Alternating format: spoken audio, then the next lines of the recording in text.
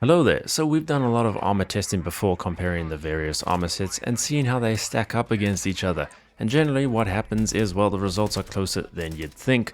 So when comparing your quote-unquote endgame armor sets, from something like Covert Scout all the way up to Secret Service and Brotherhood Recon, only a couple of bullets difference, even though the numbers would suggest otherwise. So you hit your diminishing returns pretty quick, and it's the same with Power Armor Excavator compared to T65, just a couple of shots difference.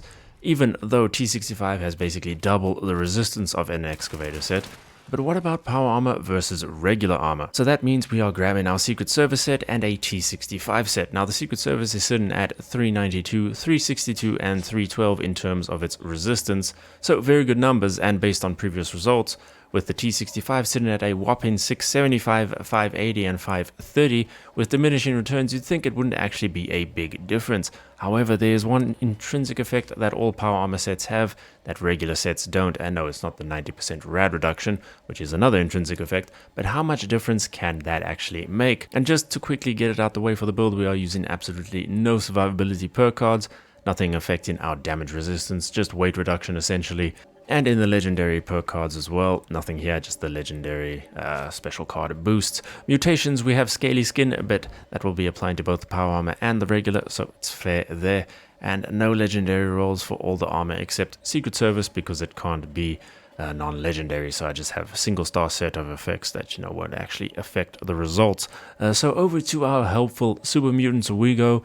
I'll do a ballistic and energy test, one super mutant with a stormtrooper aim, so I shall speed this up, and I'll see in post how many shots we tanked with each set essentially, and then we shall compare, and I'll get into that little effect that the power armor comes with. So for the Secret Service, we are sitting at around 28 shots on average for the ballistic, and for the energy result it was, interestingly, actually around 30 on average.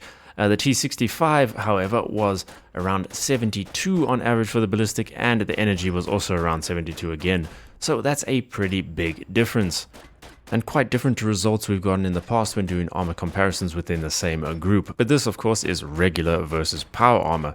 Also, I'll leave links in the description for those previous videos. There are older vids on the channel, but they're there if you are interested.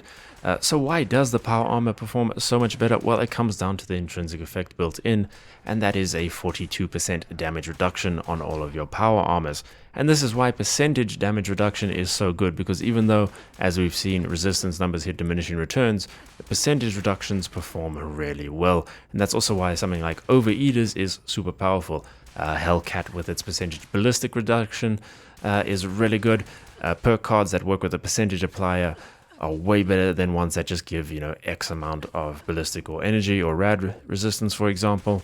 So that's why there's an actual massive difference here between them, and this is also why for both regular and power armor, you can get an insanely tanky build going when you chuck those survivability perk cards in, legendary effects like Overeaters, mods like emergency protocols kick in. And this is also why Blooded is so popular, because even at lower levels, you can tank a lot. But yeah, let me know if you didn't know about that built-in reduction, because it doesn't state it in the Pip-Boy or on the pieces themselves, so new players to the franchise might not actually know that. But hopefully you enjoyed. If you did, then hey, do me a favor, hit that like button, hit that subscribe button, stick around for more Fallout content. As always, massive thank you to the channel members for their support, and I'll see you in the next one.